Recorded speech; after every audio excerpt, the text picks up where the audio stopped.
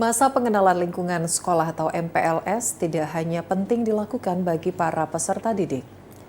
Namun bisa menjadi tolak ukur kreativitas para siswa dan ajang pengenalan potensi bakat bagi para peserta didik. Tujuan masa pengenalan lingkungan sekolah atau MPLS ini tentu memberikan pengenalan kepada para peserta didik untuk mengetahui lingkungan sekolah, para guru, dan juga teman-temannya nanti. Ada hal unik yang dilakukan oleh salah satu sekolah Islam di Palembang yang mendatangkan ikon badut untuk menghibur para peserta didik baru yang akan menempuh jenjang pendidikan lebih tinggi, yakni tingkat sekolah dasar. Dari sebelumnya, tingkat taman kanak-kanak.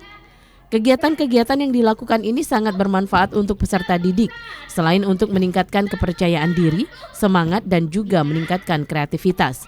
Menurut Wakil Kepala Kemuridan SD Royal Islamic School, kegiatan-kegiatan yang dilakukan selama MPLS ini merupakan kegiatan yang sangat bermanfaat sebagai awal memulai keberanian untuk bersosialisasi dan saling menyayangi antar teman, sebagai antisipasi maraknya kasus bullying di lingkungan sekolah. Sekolah kita sendiri pun kita punya tagline. Kalau di sekolah-sekolah lain punya tagline, Royal juga khususnya punya tagline tersendiri ya Bun ya.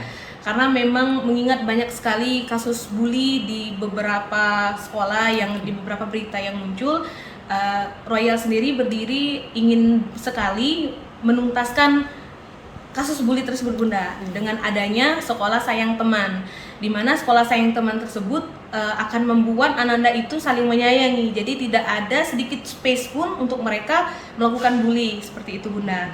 Dan juga selain sayang teman, kita juga sekolah para juara, di mana setiap anak itu juara, bukan hanya di bidang akademik Bun. Jadi kadang-kadang akademik tersebut menjadi acuan utama, padahal anak-anak itu punya banyak sekali bakat. MPLS yang dilaksanakan di SD Royal Islamic School ini berlangsung hanya 2 hari, yakni pada tanggal 11 dan 12 Juli, sebelum memulai aktivitas belajar mengajar pada tanggal 15 Juli 2024 nanti.